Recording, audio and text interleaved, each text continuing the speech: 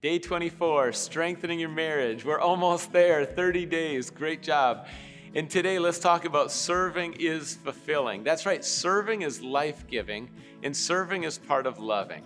Love is far more than just words or good intentions. Love includes action, and we see it even through sacrifice and serving. The irony is when you really serve people, you end up becoming so alive and fulfilled, even though you're there to serve people.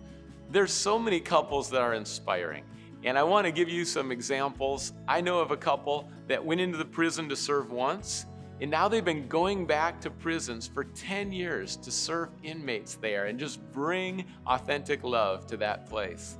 I'm thinking of another couple who started just sharing food out of a school. And that grew.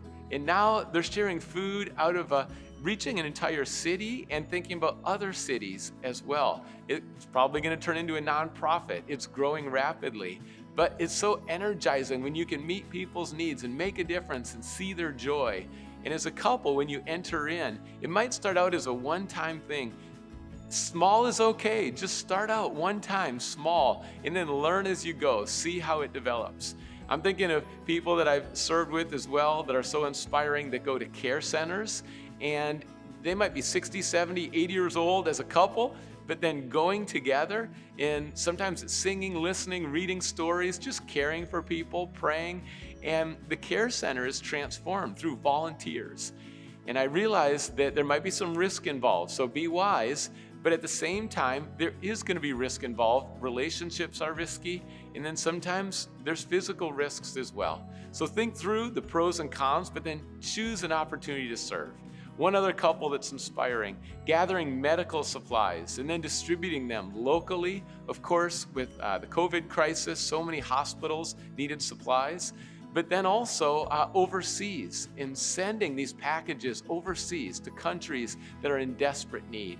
And when you are able to resource and coordinate and provide, whether it's local or global, it's awesome. It's so fulfilling. And I think every couple should taste that frequently and be intentional. So now it's time to think through, get specific and say, okay, if we're going to do one thing, serve one time, you might realize that time is a great gift.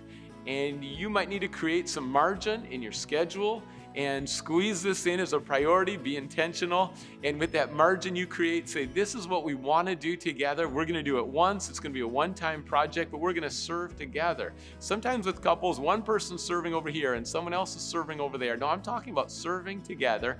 And you know what you might find is that there's going to be other couples that share the same passion, and you're going to meet them as you serve together and even build stronger relationships with other couples. And that might not be primary, but that's going to roll out, because when you're passionate about something and you're serving, you're going to see other couples doing it, and relationships are going to form.